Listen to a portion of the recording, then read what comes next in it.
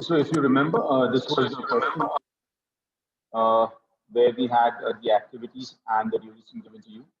And I told you because they have mentioned the activity, the node numbers, the 1, 2, and 3, 4, 5, all the node numbers are given for the activities.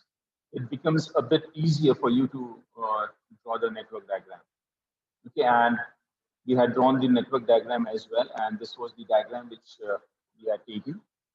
So activity 1 and 3, where the value is 25, the duration. And if you remember, I told you when there is a merge happening. So node number 3, if you look at this, there are two arrows which are coming in. The duration for this, the head has the value 25. Whereas when we come from 1, 2, and from 2 we go to 3, the total that is 20 plus 10 is 30. Okay, so this activity 3, 4 is going to start at duration 30, right? So, and we have to make use of the backward pass as well to do the calculation for your all your E's and the L's. I hope you might have done it. So this is my network diagram along with the duration with it, and using finding the different paths for this particular network diagram. You can see there are total 3 paths which are available. That is from 1 to 3, then 3 to 4, and 4 to 5 is one path. The second path is from 1 to 2, then 2 to 3, and again from 3 to 4 and 4 to 5. And the third path is 1 to 2, then 2 to 4, and from 4 to 5. Using this 3 paths which we are getting, if you calculate the duration, you'll find that the path 1, 2, that is from 1, 2, 3, 4, and 5 is the longest path, which is the duration is coming to around 46. Okay, so this 20 plus 10, that gives you 30, 36 plus 10, 46. Okay, that is the longest duration, and hence we can say that 1, 2, the path, please remember 1, 2, 3, 4, and 5 is your critical node, and this is your critical path as well. Okay. One more thing, if I have to redraw this with the critical path, first of all, the calculation will look like this. Okay, so these are my 3 paths and the durations. And as you can see, 1, 2, 3, 4, and 5, this is the longest path with the duration 46. And hence it is your critical path.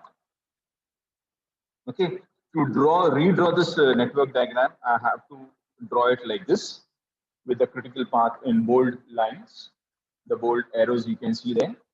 Okay, and I have also put the values of E's and the L's. Okay, E1, by default, this is the E1, which is coming as 0. Okay, and L1 is also 0. So this E1, L1. Okay, E2, this E2, L2, and so on. And this finally your E5 and your L5. Okay. Now all your E's will be calculated using your forward pass, whereas when we come backwards, you can calculate the values of your L's. Okay. When we are going forward, and if there are multiple arrows merging into one node, we have to consider the maximum value. Okay. In case of a merge, and when we are coming backwards using the backward pass, we have to consider the minimum value if you have multiple tails in coming out of a particular node. Okay, so follow these 2 rules, which is very simple and easy to follow it. You will easily get the values of E's and the L's. Okay, the formula for E is simple. Suppose you want to find out by default E1 will be always 0. And to find the value of E2, we can write E2 is equal to E1 plus the time for the particular activity 1, 2, if it is 1 and 2. Okay, and that is how you get the next value. Okay, so if I have to find E2 here, okay, so 0 plus this 0 plus 20 will give me 20. Okay, from here 20 plus 10 gives you 30. Now in this node, I have a value 25 year and 30 year. The maximum is 30, and that's the reason E3 is 30. Okay, so this is how you go ahead and do the calculations. Coming to the values of your E's and the L's and the floats, you can note down all the values which we have done the calculation here. I've also mentioned the formula, so please take a screenshot. Or if you have, I don't think so, we have time to note it down. Just take a screenshot of this and compare it with the answers which you might have written. Okay, going forward, this is not the only table. We have to also calculate the floats, the three floats, the total float, independent float, and the free float. We are supposed to calculate, and this is how we have done it. Again, please note it down. Last time I have explained you how to get the values, especially the E's and the L's, using which we find the head slack and the tail slack, which is actually used for your calculation of your free float and the independent float. Okay, so be very careful when you are referring to a value of E and L, especially while calculating the slacks. Fine. I hope this is clear with everyone. And if you have doubts, I'm always available. Please, you can text me or you can ask me any questions. There are very few students who keep on sending me questions and request for answers, but the others, I don't know what they are doing. Please, I think in the month of December, you will be having your exams.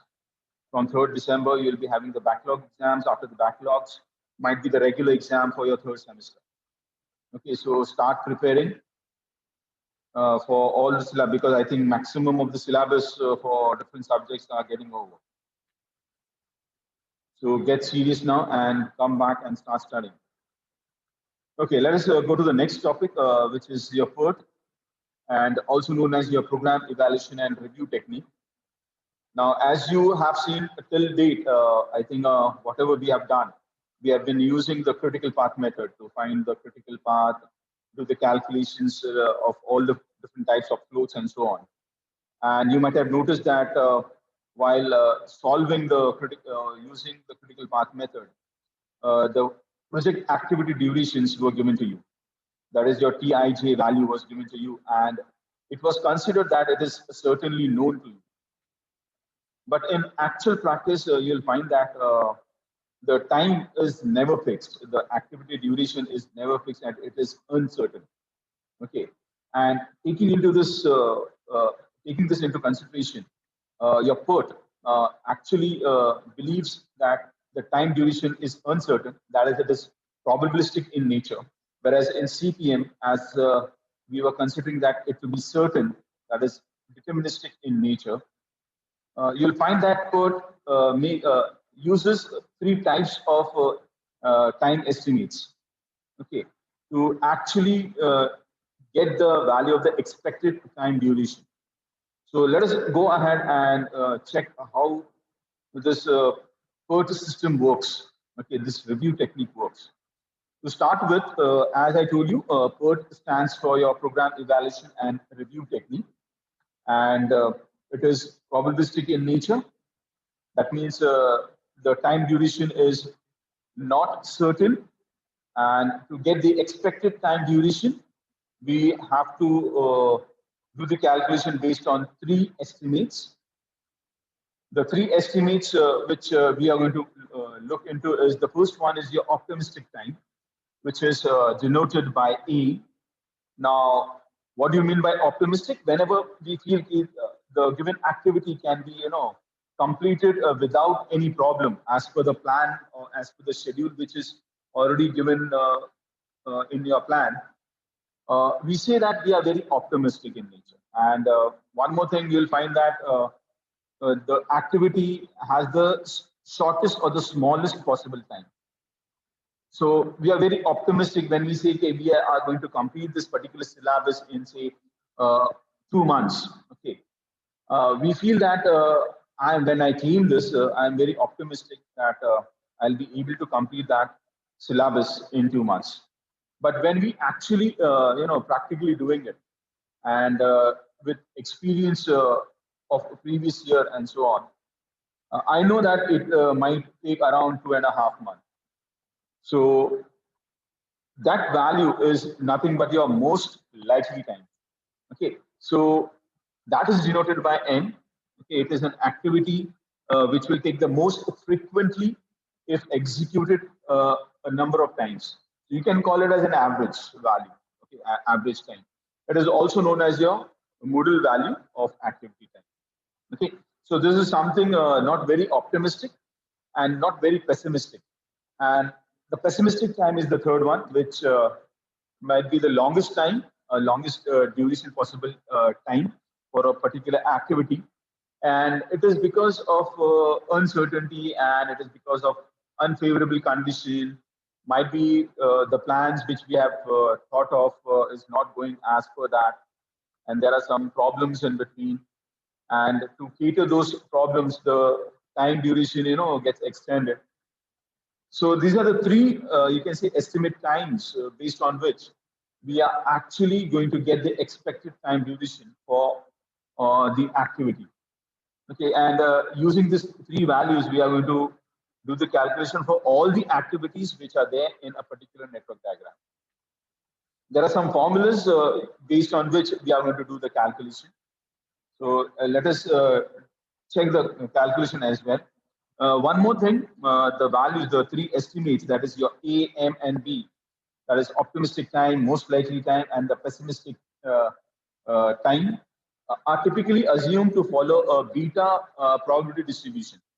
Now, beta probability distribution is not a part of your syllabus, but just for your knowledge, please remember all these three time estimates is going to follow beta probability distribution. If you want to know more about this particular type of distribution, you can Google it out and read something on it. But as I told you, it's not a part of your syllabus, and it is not expected that you should know about it. Okay. Now, in this case, your A and B are the two, you can say, in the probability distribution, your A and B forms the endpoints, while your M, the value of M, that is the most likely time, represents the mode. Okay. Then that's the reason why it is also known as your modal value of your activity time. Let us look at the formula which is used. And if suppose I consider a duration or an activity, say I, and I have to calculate the expected time duration, then the formula is TEI equal to A plus 4n plus B divided by 6. Now, the value of I will change depending on the nodes or the activities. Okay. So if I have the first node as 1, then this will be TE1 equal to A plus 4m plus B divided by 6. Like this, you're supposed to calculate the expectation for all the activities. Okay. Now, when we are doing PERT, especially for when we are reviewing the network diagram or your project, there are two important things which we will be calculating. The first one is your standard deviation. Okay, and the second one is the variance. Now, standard deviation is given by the sigma symbol. So if I want to find out the standard deviation, it will be given by B minus A divided by 6. Okay, and we have to find out for each of the activities. So sigma I represents the standard deviation for if the value of I is 1 for the first activity or the first node. Okay, and the formula is important, right? Please note it down, B minus A divided by 6. And as you know, the square of your standard deviation will give me the variance. So it is very simple, just square it off. So sigma square, sigma I square equal to B minus A divided by 6 bracket square. Okay, that is the formula for your variance. These are two important formulas which we will be using. In fact, all the three important formulas, which is a must when we are doing the calculation, when we are doing a calculation for the time estimate, the standard deviation, and the variance. Okay. Now, one more thing, we'll be using, if you remember the appendix A, where we had uh, got the curve, the normal distribution curve or the normal probability distribution curve. Okay, so we'll be referring to that again while doing the calculations and finding the values of Z. We are going to find the value of Z as well.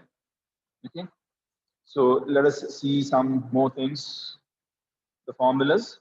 Now, if the critical paths, let us say if we have critical activities, say 1, 2, up to K, then the project duration is denoted by capital T. Okay, I will be following a normal probability distribution with me. Please remember. So all the critical activity with the time duration or the project duration T will follow a normal probability distribution with mean given by TE. Okay, so mean is given by the value here TE, and it is equal to TE1 plus TE2 plus TE3 up to TEK. Now, all this time expected time duration is of only critical activities, okay, and not all of them. Clear?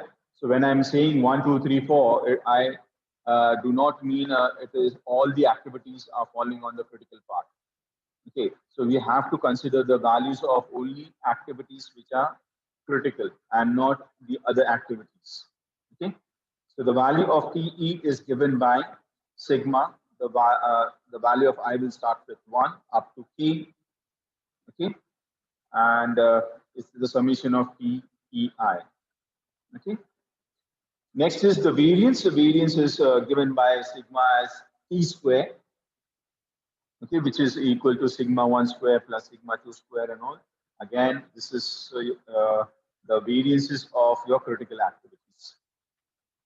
And as you know, the square root of variance will give me the standard deviation. Okay, so if I want to find out the square root of all the variance, I can write down the formula like this. Now, all this is going to help us to work out the probability of completing a particular project in the scheduled time. Let us say if the scheduled time is TS, okay, then the probability that you can say the project will complete in the given schedule time, that is TS. If T is less than TS, then we can mention that it is equal to the probability of Z less than ZS. Okay, the variant, if you remember the standard normal variant, that is the value of Z, even that has to be calculated when we are doing the calculation for your scheduled time. Okay, so if we consider TS as the scheduled time duration, then we can write P into bracket T less than TS, which is equal to T into bracket Z less than ZS, where your Z is nothing but your standard normal variate, and the formula is given by T minus TE divided by sigma T. The sigma T is nothing but your standard deviation. Okay, so find all the values of Z, and we can also write the formula for ZS, that is for your scheduled time duration. ZS is given by TS minus TE divided by your standard deviation sigma T. Okay, so again, when there are questions based on a scheduled time, so what is the probability that the project will be completed in XY time duration? In that case, we need to find out the values of the standard normal variant and find out the probability, and we can come up with the answers for that. Now, to just take some example, one more thing, as I told you, we'll be referring to that area, the table of area under the standard normal curve. So please keep that handy as well whenever we are solving this problem. Now, if you remember, it was there, I had shared that table with you in the topic probability. So we will be needing that as well. Let us take one small example and quickly go through all this calculations which we have just seen. We are not going to draw a network diagram. In fact, I'll take an example where the network diagram is given to you, and we are supposed to find out you can say the critical path and the project length or the duration of the project. So let us take a project by following the network diagram, and we have been given the time estimates in weeks. It is given for all the activities. So these are the values given to us. We have activity A, B, C, D, E, F, G, and H with values given for A, M, and B as for the A, it is 4 to 12. Then for B, it is 10, 12, 26, and so on. Now, they have also given us the network diagram. This is the network diagram. So we have the activities given to us. We are supposed to find out the expected time duration, that is the value of PEI for each of the activities here. And we are also going to find out the variances so that we can also calculate the standard deviation, which will be actually used in my calculations. So please note down this problem.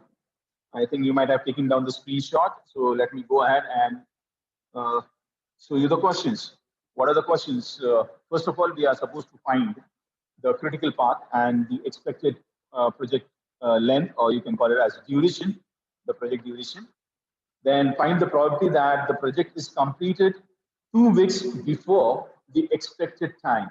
Now, the expected time need to be calculated. That will be nothing but your project length or project duration. And we are supposed to find the probability that we are able to complete that project at least 2 weeks before that. So if, for example, if the time duration is 30, expected time duration, then what is the probability that the project will be completed in 28 weeks? That is what this question means. So first of all, we need to know the project duration. Only then we can calculate the other value. Next one is if a 30-week deadline is imposed, what is the probability that the project will be finished within the limit? So what is the probability that I'll be able to complete my project in 30 weeks? That is what we are supposed to find out here. There are in fact 6 questions, and this is a very lengthy one. And that's the reason I have told you we will be continuing the session, even if your 40 minutes gets over. Next question is, if failing to meet the above deadline, the cost ₹1,000 per week as a penalty to the project management company. What is the probability that a penalty but not exceeding 3,000 will be paid? Okay, when we talk about 3,000, that means we are talking about 3 weeks, delaying it by 3 weeks. Okay, so we'll be doing the calculation for this as well. The next one is, what should be the due date to have 90%, or you can say 0.90 probability of project completion? And finally, if the project manager wants to be 99% sure, or you can say 0.99 probability that the project is completed on the scheduled date, how many weeks before that date should he start the project? Okay, so we are doing the reverse engineering, and based on this 99% of assurity that I'll be able to complete my project, I'll be deciding my starting date, okay, or the date when I should start my project. To begin with, first of all, let us do the calculation for your expected time. The formula you already know. If you do not know it, please note down again. The expected time duration, that is PEI. The formula is A plus 4M plus B divided by 6. And your variance, your sigma I square, is given by B minus A divided by 6 bracket square. Okay. I have directly displayed it here for your reference. Please go through this. It's simple calculations. You can note down this values. So for activity A, the expected time is 5. For B, it is 14. For C, 9. For D, 15. E, 8. F is 9. G is 4. And for H, it is 5. We have calculated the variances, but if you look at the values, I have kept it in fraction forms. I have not converted this into decimal so that it becomes easy for me to do the calculation when we actually solve the other problems as well. So even you, please see that you keep it in fractions, so it becomes easy for you to do the calculations. Okay, if this is fine, let us go ahead and try to find the critical path. Now, to find the critical path, you can come up with the different paths which are available. So let us see what are the different paths which are available in this network diagram which is given to us. Okay. Now, I have already marked this as bold, the critical path. But in your case, you are supposed to find all the different possible paths. Here we have. So let us see what are the different paths. The first path is 1, 2, 4, 5, and 6. This one path. Then we have 1, 2, 3, 5, and 6. We also have 1, 2, 5, 6, 1, 3, 5, 6. Okay, so total 4 parts are there, which for which you have to calculate the time duration. Now, for the first one, that is 1, 2, 4, 5, 6, the path duration is coming to 29. That is the total duration, or 29 weeks, you can say, is the mean project duration or the length for completing my project.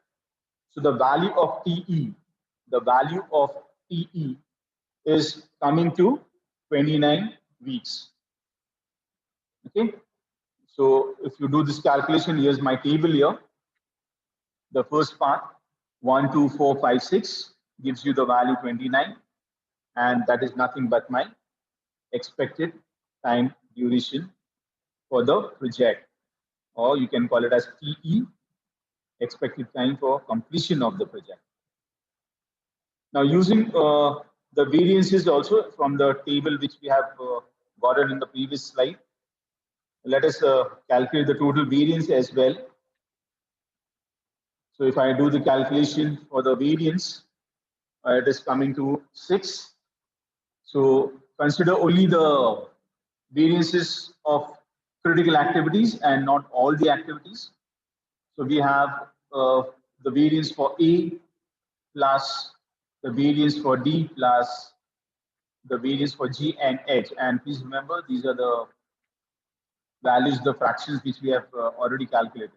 So 25 by 9 plus 25 by 9 plus 4 by 9 plus 0, it gives you 54 by 9, and which is equal to 6. Now, if 6 is my variance, my project standard deviation, that is your sigma t, okay, the square root of 6 will give you the standard deviation. So let us see what we have here. Okay, standard deviation is coming to square root of 6, which is 2.45 weeks. Okay. Now, using the standard deviation and the project duration time, that is T, which actually follows the normal distribution with the mean value, that is your TE, equal to 29 weeks, and your standard deviation sigma T equal to 2.45. We can do the calculation for your standard normal variance. So let us do the first calculation. Z is equal to T minus TE divided by the standard deviation, which is coming as T minus 29 divided by 2.45. Okay, that will be my standard normal variate formula now. We are supposed to solve the problems based on the value of T, which is given to you. So the second question, if you look at the second question, they say, what is the probability that the project will be completed 2 weeks before the expected time? So if I say 2 weeks before the expected time, it will be 29 minus 2. So the value of T here will be 27. Okay. So let us do that calculation here. So TS is coming as I told you, 27 weeks. So probability of T less than equal to 27 is equal to probability of Z, that is your standard variable, less than equal to ZS, where Z is equal to T minus 29 divided by 2.45. Okay, and your ZS is equal to 27 minus 29 divided by 2.45, which is coming to minus 0.82.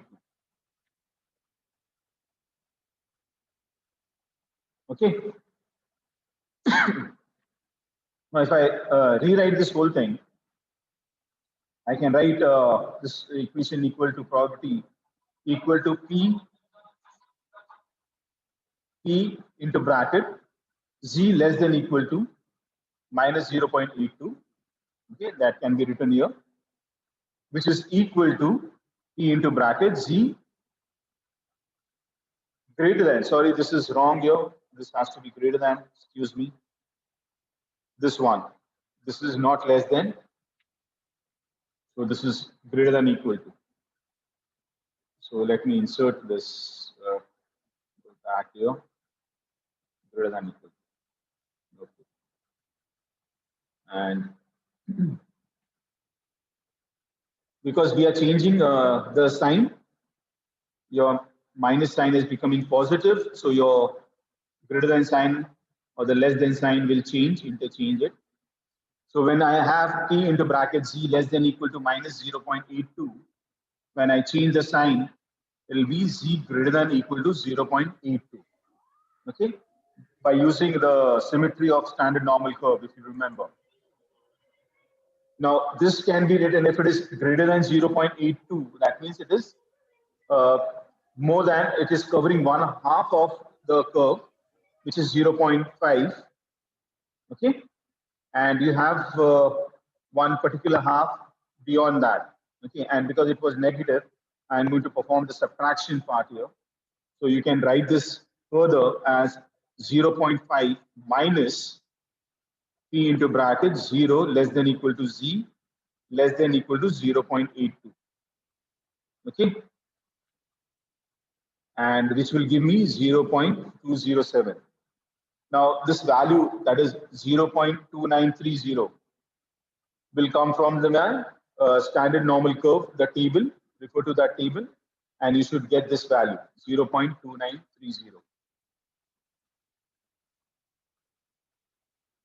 So we can write this value further. So what is the probability that you'll be able to complete your project 2 weeks before the, you can say the value 29 weeks, the expected time duration? Only 20%. Okay, so this is not possible at all, you can say. The third one is what is the probability that we will be able to complete in 30 weeks? Here the value of PS is given at 30 weeks. So we can write this formula further. P into bracket P less than equal to 30, which is equal to P into bracket Z less than equal to 0.41. And we have calculated the value of Z here, ZS here. You can see this one, 30 minus 29 divided by 2.45, which comes to 0.41. Okay. Now this can be further, if you want, you can also draw the curve and check on your own how the values, the shaded part is moving. So here it is again going to cover the one half and some part of the other half up to 0.41. Okay, so it is coming from minus infinity. There's some question here. Okay, 0.66. Great. The answer is 0.66. Advait, you are right. But if you look at the up to 4 decimal places, it will be 0.6591. Okay, so let us see this calculation as well. So this time we are going to perform the addition and we get the value as 0.6591. Let us see the fourth one. Here we are talking about the penalty, and as you know, the total exceeding 3,000 means 3,000 divided by 1,000. The number of weeks will be 1,000 per week they have given, so it cannot be 3 days. We have to find the probability that the company pays the fine, but it is not more than rupees 3,000. Okay, it will pay a fine of rupees 1,000 per week delay in excess of 30 weeks. Thus, at most, it should exceed by 3,000 divided by 1,000. Now, this is not 3 days, please. This is 3 weeks. Okay. So again, there's a correction here. It has to be 3 weeks. Also, it must take minimum 30 weeks to complete you can see the project. So if I write down the probability, it will be required probability will be given by P into bracket 30 less than T less than equal to 33. So 30 plus 3, so 33 weeks. So required probability can be written like this: P into bracket 30 less than T less than equal to 33, which can be further written as P into bracket in terms of standard normal variate Z1 less than Z less than Z2. We are supposed to find out the values of Z1 and Z2. So if we do the calculation for Z1, it will be 30 minus 29 divided by 2.45. Whereas for Z2, it will be 33 minus 29 divided by 2.45. So let us see. Yeah, Z2 is 1.63. Okay, so if I write this in terms of the probability equation, you'll find that it will be P into bracket 0.41 less than Z less than equal to 1.63. Okay, that is how we'll be writing it. Here we go. So this is how we represent the probability, which will be further written as